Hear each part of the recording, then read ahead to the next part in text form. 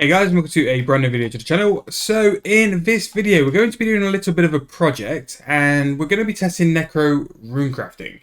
Now, necromancy runecrafting has had a couple of big buffs come to the game through the use of moonstone jewelry. So with moonstone jewelry, we have the ring, which is the ring of imbuing. Now, why this is important is because with the ring imbuing equipped, you get 10% more necromancy runes while runecrafting, which only just means more and more profit. Now, I've instantly bought that to show you guys the sort of price it's going to cost. 1.5 mil for something which is going to give you 10% increase on runes. It's pretty big, like it's quite cheap for that sort of price. And not only that, we can team that with the passing bracelet, which will work quite well with this because it's going to teleport us pretty much right outside the portal. Now, the necromancy runecrafting wasn't the worst to get to anyway, but the fact we've got this bracelet as well just means it's going to be even quicker than normal. So in terms of runecrafting info, just your standard pouches and also the outfit as well. We're going to equip the bracelets in the ring we've just bought, and we're just going to set up our preset basically now. Now, a few things I just want to check the prices of is we're going to check the price of the impure essence, but also the power burst of sorcery because we're going to be using that to bump up our GP per hour. Now this is going to be where it's going to get pretty steep, is to buy this. 138 though, it is buying for mid, so that's pretty good. So I'm going to make a little bit of a buy now, buy just like 20, now buy 30. And then the impure essence price as well is 278. Okay, so we know roughly what we're going to work at. I've got some impure essence already in the bank, so we're going to work off 5k, and if I need to buy some more, I'll make sure to let you guys know more.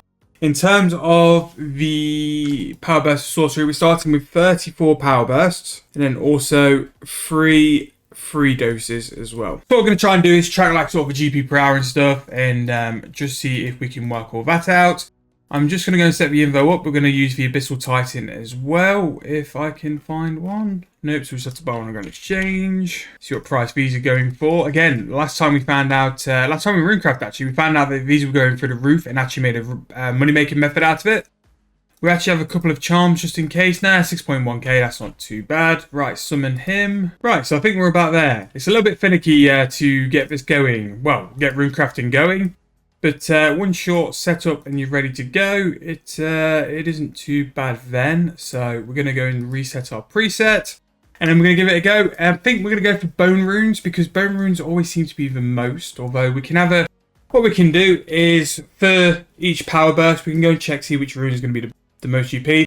I'm only really going to go for bone rune or spirit. So spirit has a chance to be like highly more profitable as well, just sheerly because of the multiplier more than anything. Right, so onto the skilling bar, I am going to put the teleport to war because that's where we're going to bang. Then I also put on the bracelet because hopefully then we can right click the bracelet.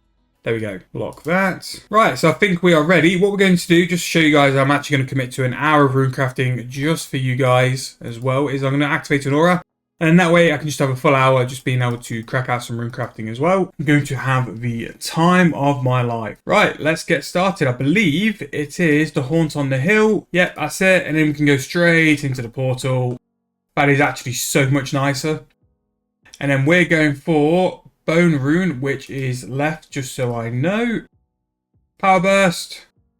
And that's it. Basically, if you wanted a runecrafting guide, that is pretty much it. It's going to take you the longest amount of time to actually just get your info set up.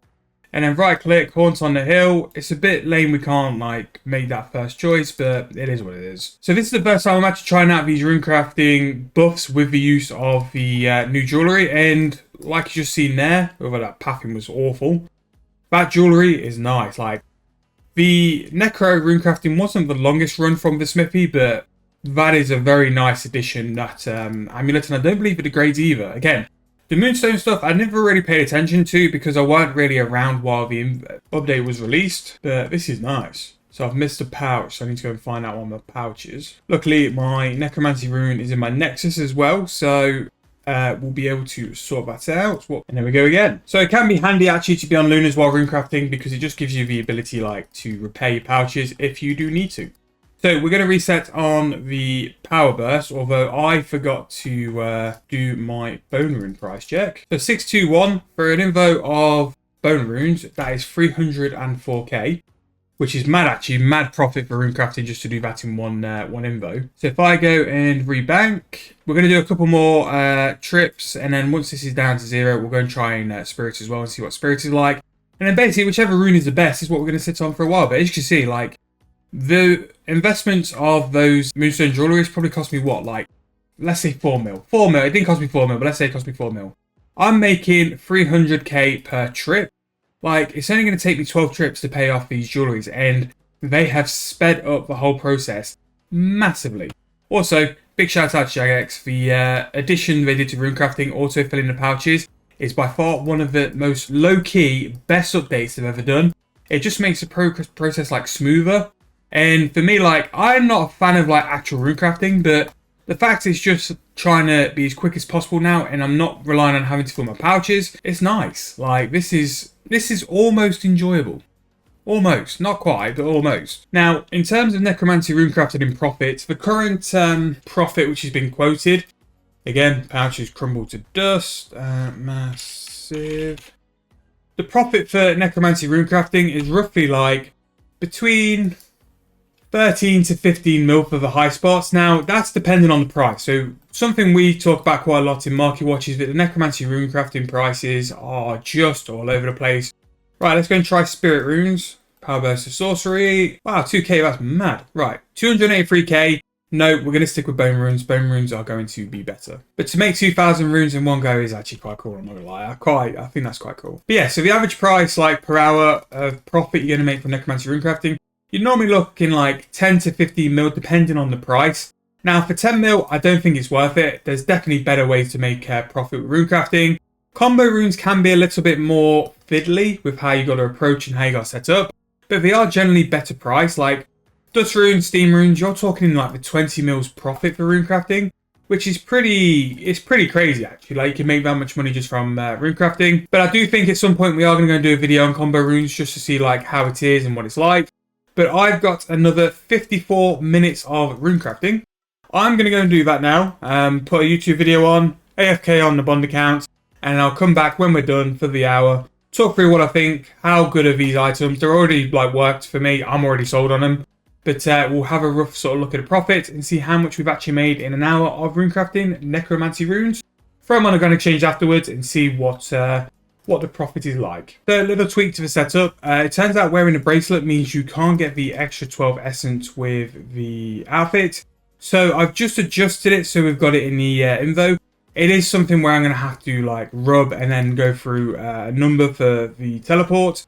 But it could be worth it. So here we go, rub it. It is a little bit longer, but I think the extra 24 essence per trip is, well, the extra 12 essence, which will equal 24 runes per trip, will be pretty much worth it. So we're going to see how we go from there. In terms of Runecrafting, though, we are pretty much flying. So I'm surprised how like smooth and quick it is. Really nice to actually do some of this after such a long time of not properly Runecrafting. I know we've done a couple of videos on Runecrafting, but I'd probably do no more than sort of like 15-20 minutes, just get into a little bit of a rhythm. But to be able to do it like properly for a bit, it's pretty good. And I am looking for like different kind of money making methods on the Bond account, and I think I might do a stint of Runecrafting as long as my level's high enough to get decent like multipliers. I think as soon as I can get this like multiplier of Bone Rune, I'm going to be doing this for a little while anyway. Back to the Runecrafting grind. I will speak to you guys once we're done. So I know I said I was going to do an hour of Runecrafting, but I've actually gone through 5,000 impure essence in 30 minutes on the dot. So I think that's a pretty good place to stop. Again, like, I slightly changed up the info because wielding the bracelet meant I lost the ability to put the essence in the outfit. I put the bracelet in the info, and it was a little bit more fiddly, like trying to click to rub the bracelet through the action bar, but it can be done. And I think the extra essence which was provided because of that is worth it as well. Now, in a nutshell, the bracelet and the ring combo are so worth it. And for the price of, I think it was like 4 mil combined, I think we paid it off in this half hour. So we've actually crafted over 21,000 bone runes.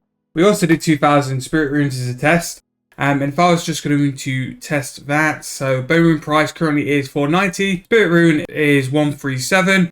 We've done 10 mil in runes. Now, obviously we spent a mil, maybe 1.5 mil in impure essence, and we've also bought some power bursts. So in terms of the power burst, how many did we use? So we used a total of 13 doses, which let's say we're going to use four potions, 130k each is 520k. So between like potions and runes, I'd say we could take a nice 2 mil off, which means we've made 8 mil in 30 minutes.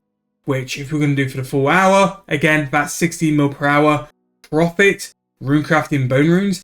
And it didn't even feel that tedious. Like, it's only because I can't be bothered to go and buy some more essence that we've already proved what we can do. And that's the thing with like these money making methods. Like, yes, I could go and do it for like an hour or 2 hours or 3 hours. But once you've got a good enough rhythm and you've got a good enough sort of period you've done it for, you can roughly work out there where the profit's going to be. So let's see if these sell. Now, they are up a little bit on the old Grand Exchange on the homepage. So Spirit Runes went for slightly over as well. So Spirit Runes went for 150 each.